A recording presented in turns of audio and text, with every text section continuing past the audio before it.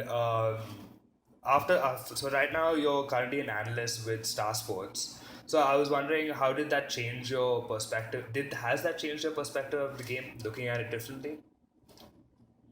Not really, because see, the second season with Pune, the head coach was relieved of his duties after 3 games. I had to step in and take over the team, and you take over basically crumbling ruins of a team. The staff have left, and you've got to pretty much pick up the role of 3 or 4 people when you step in, and left them in a much better position than when we're picked up. So to the end, you know, won. They've never beaten Kerala Blasters. They've never won in the south of the South India. So we won 1-0 away to Kerala Blasters. We won 2-0 against a very, very good FC Goa team.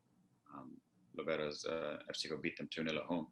So you left the club in, all right, now the defense is fixed with keeping clean sheets. You left them in a good place for someone else. And when you're coaching as a head coach, you're obviously looking at your opponents before the match. So you look at, after you finish Kerala, you don't sit there and, all right, great, we beat Kerala, but you move immediately on to, right, how are we going to play against FC Goa? So you're looking, what did we do the first time we played them? How are we going to change that?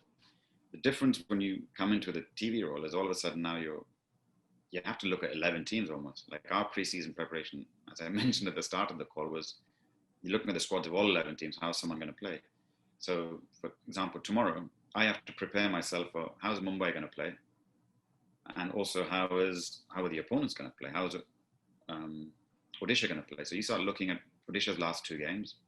This is what Stuart Baxter did, etc., as well as what Sergio did with Mumbai. Yeah. So it's almost like double the work in terms of analysing. It's not one opponent, it's 2 teams you have to look at. Yeah. And when it finishes, normally in a league structure as a coach, you'd have a week between your games, you'd finish that game and you can work on your next opponent. Whereas here, it finishes and you've got the next game with a TV role. So it's a different way of working in terms of timelines, etc. But it's an interesting challenge because some of the things are obviously the same. You still watch it, irrespective of whether I was doing the TV work or whether I was the head coach of a club or as a technical director of a club. I'd still be watching tonight's game of Northeast versus East Bengal. I'd still be making mental notes of individual players. I'd still be making mental notes of the tactics of both coaches. And you'd still, if anybody like me, and if you and I bumped into each other after the game, we'd have a conversation. Anybody in football would. What did you think of Robbie Fowler? What could he have done? You know, we're all, as I say, everyone's a Monday morning quarterback, right? Everyone has an opinion that he should have done this, should have done that, etc. So those things don't change. If you're in football, those are the constants in your life. Yeah.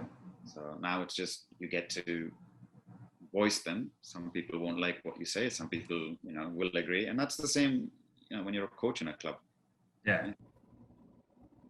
But has it helped you appreciate the analysis side of the sport even more? I've always been quite strong on the analysis and data side of it.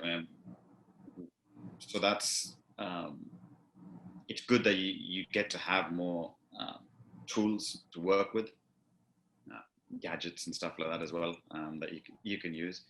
And the advantage is there's no pressure.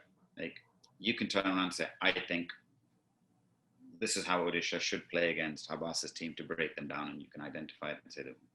And if it works, great. If it doesn't work, great. At the end of the game, you empathize now a lot more as somebody who has been there. Like, I wouldn't have wanted to be in Stuart Baxter's shoes that night to lose in the 95th minute of a game.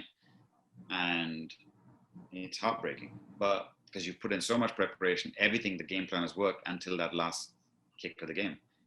And so, there's some things which you think, I'm glad I'm not there, but you also then, you get a bit sort of mature about certain things where because you're sitting on the other side of the fence now. So you can see how that has a knock-on effect. And so it'll probably, when you go back into the role of coaching, you take some of these experiences as well, and the media experiences, and use that to again, just improve yourself as a coach. Yeah.